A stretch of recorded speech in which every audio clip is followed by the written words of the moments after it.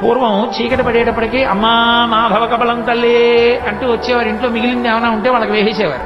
ఆ పిలుపు అది వాళ్ళ రూపం కొంచెం భయంకరంగా ఉండదు. ఒక కర్ర కట్టుకుని సాయంకాలం వేళ కుక్కలు వెంటబడతాయని ఓ సిల్వర్ బళ్ళం పట్టుకుని వస్తుండేవారు ఇంటి ముందుకి. అమ్మా మాధవ కమలం తల్లి అన్నాడు. అప్పుడే చెప్పింది, ఒరే అన్నం తినరా అని ఆ కథ చెప్పి ఈ కథ చెప్పి నోట్లో అన్నం పెడదా అంటే అని పెట్టు కూర్చున్నాడు. తింటలేదు అన్నం. కోపం వచ్చి అంది యశోద, అవునరా నేను పిలిచి ముద్దుగా చక్కగా గోరు ముద్దలు కలిపి వెన్న అన్నం పెడితే ఎందుకు తింటావు? కాసేపు ఆగి ముష్టి వాళ్ళు వస్తారు, అమ్మా మాధవ కబలం తల్లి అంటారు, నిన్ను తీసుకెళ్లి వాడి పాత్రలో పారేస్తాడు.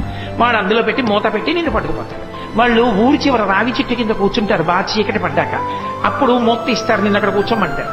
వాళ్ళు తెచ్చుకున్న అన్నం అంతా తింటారు. అప్పుడు ఆకలి వేస్తుంది కదా, అప్పుడు బాబు నాకు కూడా కొంచెం పెట్టరా అండి అని అడుగుతూ కానివి నోర్మై అని వాళ్ళు తింటారు. అప్పుడు ఏడుస్తూ కూర్చుంది కానీ అప్పుడు అమ్మ ఉండదుగా పెట్టడానికి అంది.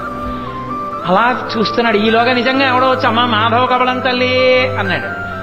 ఏదో పట్టుకెళ్ళి వేద్దామని పాప ఆవిడ అడుగు తిరిగింది. వెనక నుంచి వచ్చి అమ్మని గట్టిగా పట్టేసుకుని రెండు కాళ్ళ మధ్యలో తలపెట్టేసి అమ్మ అమ్మ నన్ను వేసేయకమ్మా మాధవ కబలం తల్లి అంటూ వచ్చిన బిచ్చగాడికి వేసేయకమ్మా అన్నాడు.